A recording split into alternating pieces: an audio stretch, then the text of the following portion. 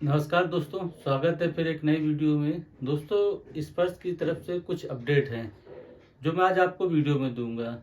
आपको दोस्तों एक पेंशनर के नाते ये जानना ज़रूरी है कि अपडेट क्या है और इससे आपका नुकसान ना हो। हम ये कोशिश करते रहते हैं कि जो भी अपडेट आए तो आपको बताते चलें।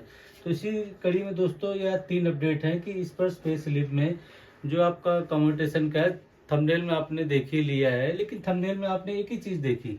ये स्पर्श पे स्लिप का था वो है, दूसरा स्पर्श हेल्प डेस्क का है और तीसरा है स्पर्श पासवर्ड का। ये दोस्तों बहुत ज़रूरी है, ये आपको देखना।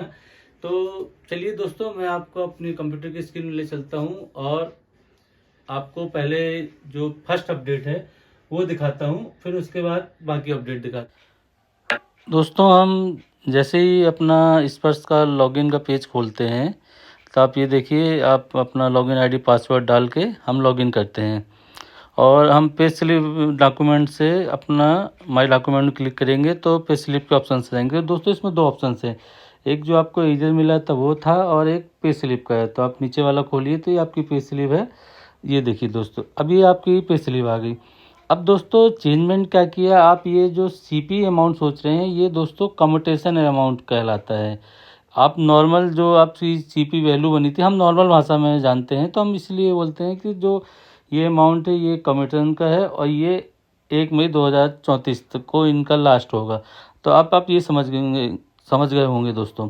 अब दोस्तों जैसे ही थोड़ा नीचे स्क्रॉल करेंगे, हम इसी पे स्लिप के नीचे स्क्रॉल करेंगे तो आपने कभी ध्यान नहीं दिया होगा। आप देखिए, ये देखिए दोस्तों, ये लिखा आता है आपका कि for detail about payment online service please log in portal जो भी है, और असिस्टेंट कॉन्टैक्ट नंबर दिया है। तो दोस्तों आप इसमें एक चीज़ याद रखिए कि इसका टाइमिंग जो है वर्किंग आवर्स में मंडे से फ्राइडे है 9:30 to 6 PM। चलिए दोस्तों, अगर आपको इसमें डिस्प्ले में थोड़ा दिखाई नहीं दे रहा हो तो मैं बोर्ड की ओर ले चलता हूँ। तो दोस्तों आपने देखा कि आपको दिख नहीं रहा था, तो मैंने डिस्प्ले में इसीलिए लिख दिया कि आपको मैं एक चीज़ और क्लियर करता हूँ कि जो आप पेंशन रिलेटेड है कि आप पेंशन ले रहे हैं तो उसकी कुछ प्रॉब्लम है, तो आप इस नंबर पर कॉल कर सकते हैं। 18001805 नंबर है। तो इसमें सिर्फ दोस्तों पेंशन के बारे में आप पूछ सकते हैं कि कम आई, ज़्यादा आई, क्यों नहीं आई, ये उसके लिए नंबर है। अब दोस्तों एक नया नंबर ये है जो दोस्तों मैं आपको बता रहा हूँ, अभी तक किसी यूट्यूबर ने आपको नहीं बताया होगा दोस्तों। ये स्पर्श एप्लीकेशन का है। जैसे आप स्पर्श में खोलने में कोई प्रॉब्लम आ रही है, ये लॉगिन नहीं हो रहा है, आपका स्पर्श रिलेटेड कुछ एप्लीकेशन जो स्पर्श की है उसके रिलेटेड नंबर है 01128093782।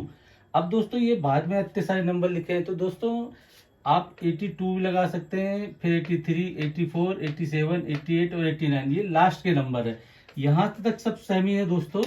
इसके बाद ये नंबर आप लगा सकते हैं। चलिए दोस्तों, अब आपने नोट कर लिया होगा, मैं इसलिए डिस्प्ले में आपको बोल के बता दिया। अब एक और चीज़ जरूरी है दोस्तों, आपका स्पर्श पासवर्ड। दोस्तों ये देखिए, एक पेंशनर ने मेरे को भेजा था, उनके में ऐसा ओटीपी करके मांग रहा था। अब उन्होंने तो पासवर्ड रिसेट नहीं किया दोस्तों। एक्चुअल आप अगर पहले से यूज कर रहे हैं, जो कंप्यूटर वगैरह जानते हैं, तो उनको पता है। अगर जो नहीं जानते, मैं उनको बता रहा हूँ कि दोस्तों एक्चुअल जो पासवर्ड होता है वो आपको, रूल तो ये है कि आप 15 दिन या 1 महीने में अपना पासवर्ड चेंज करते रहें, क्योंकि आजकल साइबर क्राइम बहुत होते हैं और बहुत टेक्नोलॉजी का ज़माना आ गया है, तो पासवर्ड आपका रिकवर करने में किसी को ज़्यादा टाइम नहीं लगता है। तो आप कोशिश कीजिए कि पासवर्ड ऐसा बनाइए कि जो आपको याद रहे। इसीलिए कहा जाता है कि पासवर्ड में एक अल्फ़ाबेटिक होना चाहिए, एक नंबर्स इंक्लूड होना चाहिए और काउंटिंग होती है। तो आप जो पासवर्ड बनाते हैं, तो मेरा ये कहने का मतलब है कि आप मिनिमम कम से कम जो आपका स्पर्श का पासवर्ड है, आप वो 1 महीने या 2 मंथ में चेंज कर लें।